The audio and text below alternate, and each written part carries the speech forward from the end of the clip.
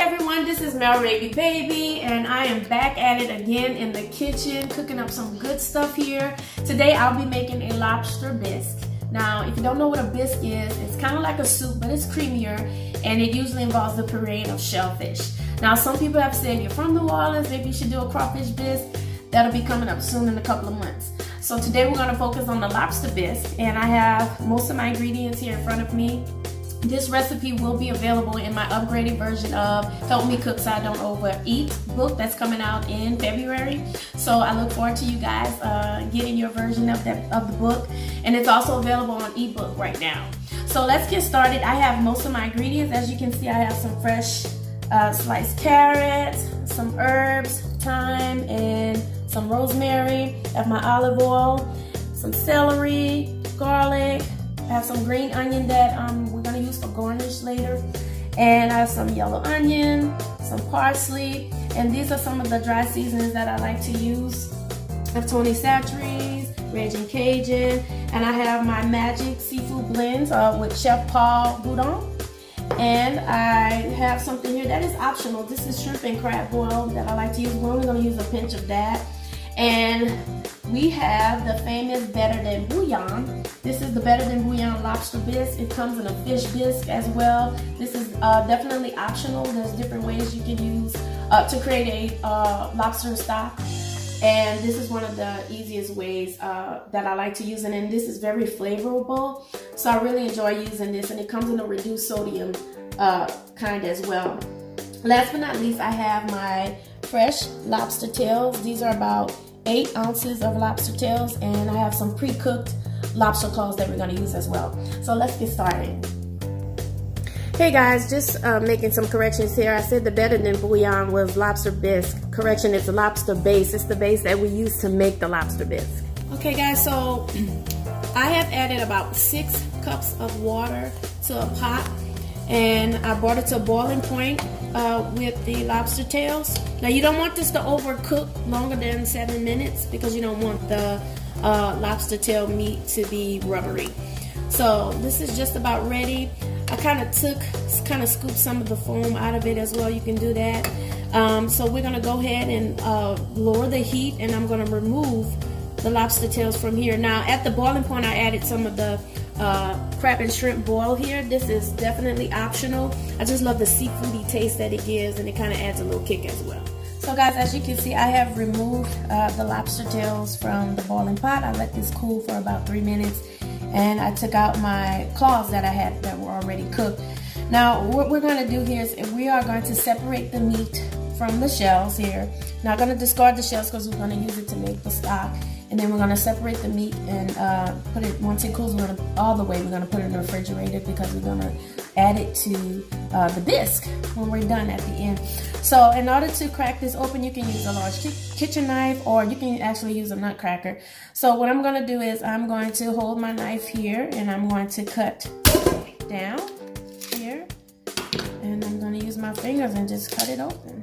Okay, and you can always pull it here from the side, but I'm just gonna do it the old-fashioned way and just cut this open. A special technique here, and just remove all the scraps from the lobster, and then separate the meat. So as you can see, I have separated the lobster shells from the meat. We're gonna use the shells to create our lobster stock, and we're gonna place the lobster meat into the refrigerator. I added kind of like a little bit of the seafood magic there, and I cut it up into chunks. Now I could have added an extra 1 or 2 more of the lobster tails just to get more meat in there. If you're the type of person you love your bisque meaty, you can add an additional tail to it, but we're gonna go with what we have here, and we'll come back. Okay, so we have added the lobster shells back to the boiling pot of water that we use to boil the lobsters. And we're going to create our stock here. I've added some parsley. We have our rosemary, thyme. I'm going to add about 1 teaspoon of the bouillon here. Get that out. And then I'm going to add about 1 cup of sherry wine. Okay, now sherry is completely optional.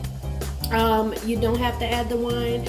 You can add extra shrimp stock if you want, or chicken stock in place of that. And I'm going to pour some garlic pepper and a pinch of salt here. And we're just gonna kind of stir this here.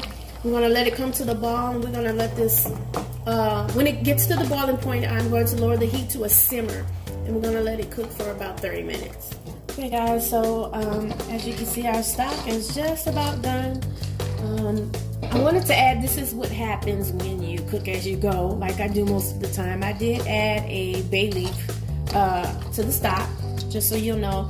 So I'm gonna get a strainer and I'm going to separate the shells from the stock. We're gonna place it to the side, and then we're gonna begin the process of creating the bisque. Okay, so we have begun the process for the bisque. This is 2 tablespoons of olive oil, and I've added 3 tablespoons of unsalted butter. And we're going to saute our fresh seasoning here. I have my onion. We're going to add some celery, garlic, and carrots. I'm just going to go ahead and let that saute. I'm going to add some of the Cajun seasoning that I introduced to you earlier. Just going to mix it together.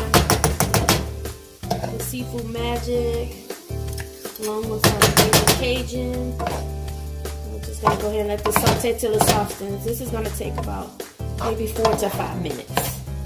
Okay, so our veggies are soft now, the way that I like it. I'm going to add about 1/4 of a cup of cornstarch here. Now, the cornstarch is going to be used as our thickening agent. Okay, so we're going to just stir this, kind of let it coat the veggies.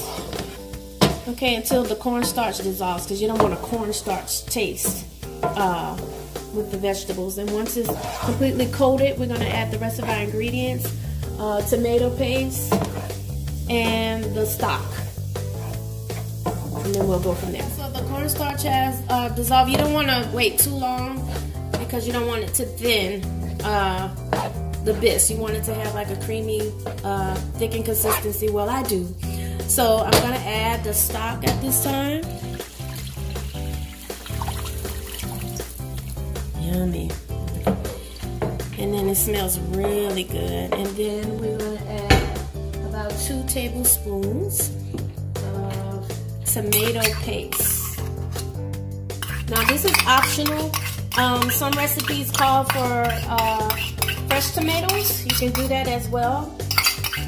But tomato paste, I find, helps to thicken the bisque, and I'm the type of like a medium thick consistency. So I'm going to go ahead and stir this a little bit. And then we're going to bring this to a boil.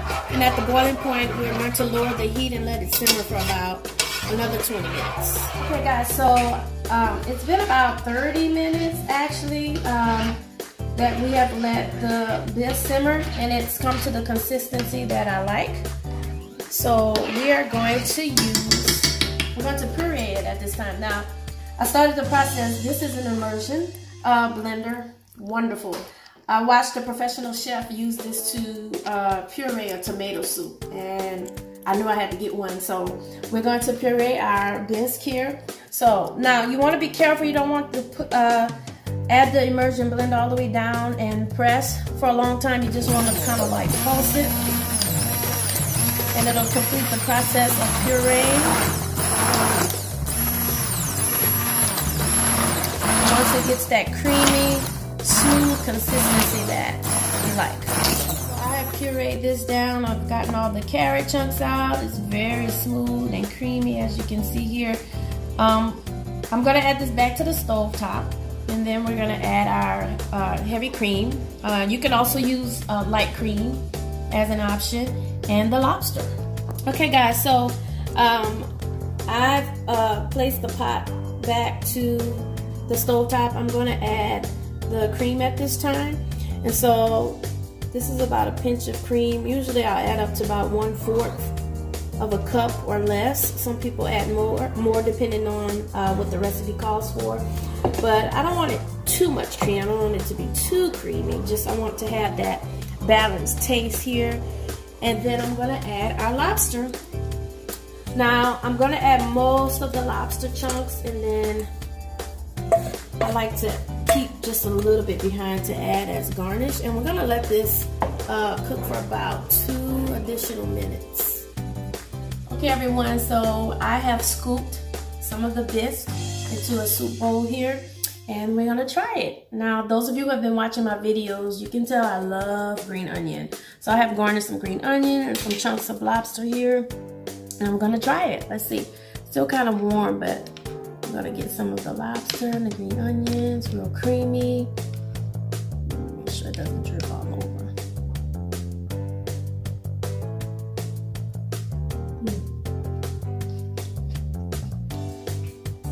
Very tasty, well seasoned. Love it. This lobster, this recipe, remember, will be in the upgraded version of my book. The print version will be released next month. I will upgrade it to the ebook as well. So I look forward to you guys subscribing to my channel. Don't forget to hit the notification button to get notifications for new videos. Oh, and I forgot to add, this goes well with your favorite garlic bread. This is a low carb, low sodium garlic bread. Tastes great. Practical eating. Look forward to seeing you guys next time. Thank you.